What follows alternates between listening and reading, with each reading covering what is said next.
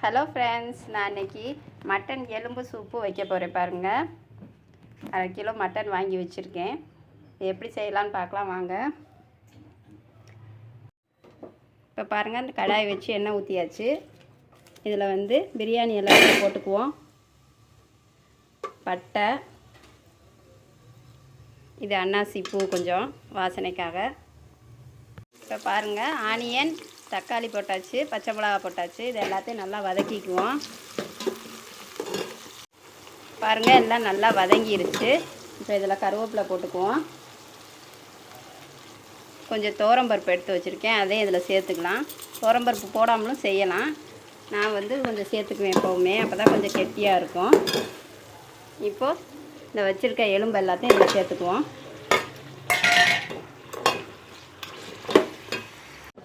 இப்போ இதில் இஞ்சி பூண்டு அரைச்சி வச்சுருக்கேன், அதை கொஞ்சம் சேர்த்துக்குவோம். அதோட மஞ்சள் தூள் ஒரு ஸ்பூன் சேர்த்துக்கிறேன். இப்போ இது எல்லாத்தையும் நல்லா வதக்கிக்கலாம். பாருங்கள், நல்லா வதக்கியாச்சு. இப்போ இதில் வந்து கொஞ்சம் மிளகாத்தூள் ஒரு ஸ்பூன் மட்டும் போட்டுக்கிறேன். கொஞ்சம் கலர்ஃபுல்லாக நல்லாயிருக்கும். அதோட ஜீரகம், சோம்பு சேர்த்து அரைச்சி வச்சுருக்கேன், அது ஒரு ஸ்பூன் போட்டுக்கிறேன்.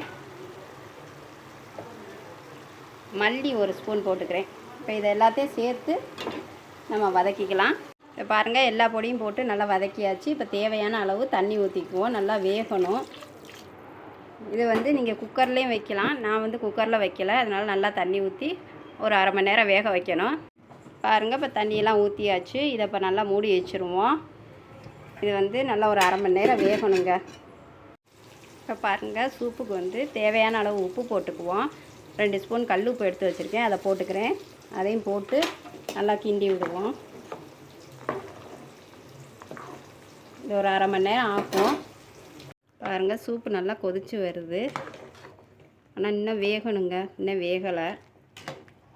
இன்னும் ஒரு 1/4 மணி நேரம் ஆகும். பாருங்கள், நல்லா வெந்துருச்சு எல்லாமே.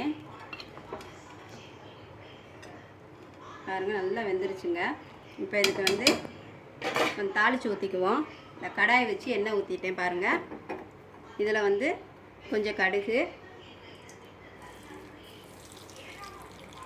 கொஞ்சம் சோம்பு,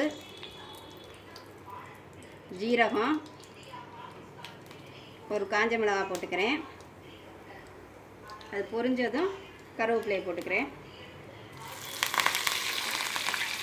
இப்போ இதை எடுத்து இந்த சூப்பில் சேர்த்துக்குவோம். தாளிச்சதை இந்த சூப்பில் சேர்த்துக்குவோம். எலும்பு சூப்பு ரெடி ஆயிடுச்சுங்க. பாருங்கள், சூப்பரான எலும்பு சூப்பு ரெடி. இதே மாதிரி நீங்களும் செஞ்சு பாருங்கள், செஞ்சு சாப்பிட்டு பாருங்கள். பிடிச்சிருந்தால் லைக் பண்ணுங்கள், சப்ஸ்கிரைப் பண்ணுங்கள்.